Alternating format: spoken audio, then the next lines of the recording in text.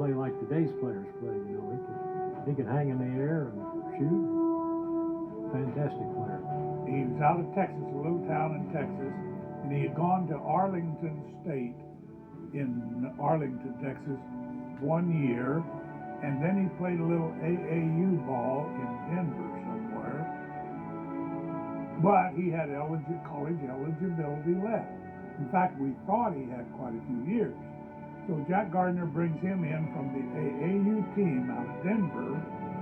And of course, Howard, I think, is the best college ball player I ever saw. And he made our team. He was our team. He like Beasley is for us. He made the team. He was so good. Howard Shannon, in the years that he played, was another Michael Jordan.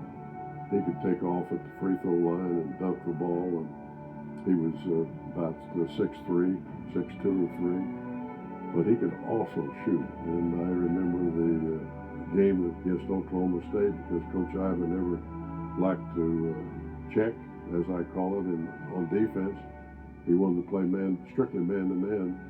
And Coach Winter devised a double pick offense against Oklahoma State, and Coach Ivan didn't know how to attack it. And they just sent Howard Shannon around to shoot, and he had a great night. I think he got close to 30.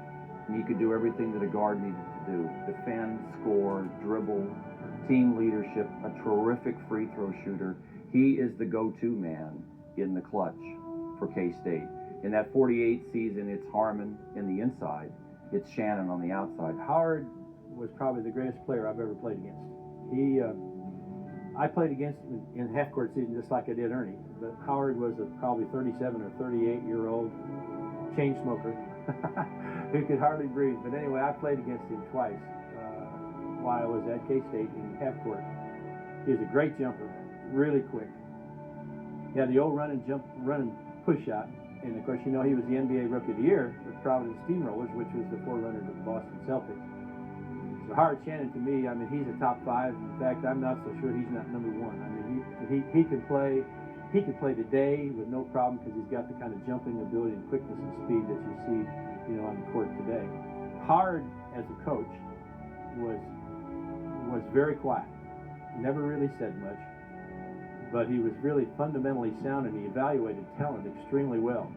He incorporated into Texas system a skills test that they used to give all the freshmen when we went in to see what our speed and quickness was, and what our hand-eye coordination was. And from that, he predicted that some of us, not that we weren't recruited highly, we really weren't in comparison today, but he could see potential in us.